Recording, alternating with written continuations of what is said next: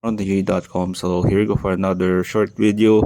Na-check natin yung bagong ROG Phone 8 Pro Edition. Ito yung pinaka high-end sa lahat ng nilabas to sa ROG Phone 8 series ng ASUS Philippines. Believe it or not, ito yung unang proper ko na media launch ng ROG Phone after 8 editions. Nakita lang tayo nung ROG Phone 6D nung sa M5. So shoutout sa Mobile Legends MPL Philippines for that. And nagulat din even yung isang ASUS PH official na ito yung first media launch ko for an ROG phone. So makita nyo yung the rest of the package, gaya sa ROG Phone 7 naman ay dual USB port for charging and also data transfer, and also malaking bagay lalo sa mga naglaro ng vertical like sa mobile, horizontal or vertical dito ako. Pero sa mga naglalaro ng Mobile Legends, obviously at 16:9 yung viewing mo, napakalaking bagay ng charging port sa gilid.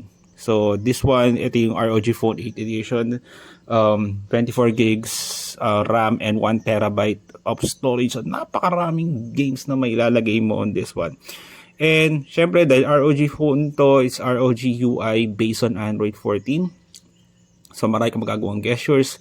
Like makikita nyo sa likod niya is merong parang sort of mini LED strip on this one. Pwede mo siyang i-customize.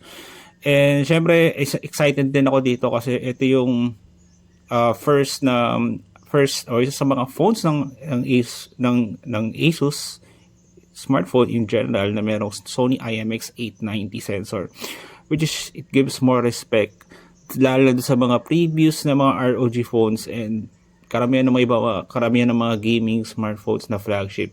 Usually ang number one weakness is yung camera. So ito, based sa camera sample na makita nyo sa video section, na okay naman yung 8K 24 fps video sample na mula sa venue nito a few days ago sa Silo at the Palace.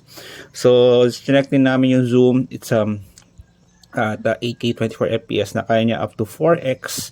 Samantalang kung bababaan mo yung reso nito like 4K, hindi masama, it can go as high as 10x. And nakita na makita rin sa website, nag-upload tayo na isang maliit lang na photo sample. It's limited lang yung time natin for checking this one. Maraming mga media attendees on this one. So napakaganda nung likod nitong ROG Phone 8 Pro Edition. Obviously makapal yung camera grill niya, which is okay lang kasi may ka-partner naman siya na case. And this one, sa mga nagtatanong kaya yung standard, yung Pro o yung Pro Edition, meron siyang kasamang cooler on this one. Syempre, lahat din ng editions merong charger na 65 watts on this one. Yung standard edition, yung pinakamura, 12 gigs, 256 gigs RAM, 50,995 pesos. And yung Pro edition is 60,995 pesos. Yung nilalaro natin for this video is yung 75,995 pesos. And ito yung bundle na ROG Tessen, or sorry, hindi pa siya bundle, it's sold separately pero wala pang price na sa merkado. So I hope you like this video. Follow social media at sa description below, and thank you very much for watching. And also click your subscribe button.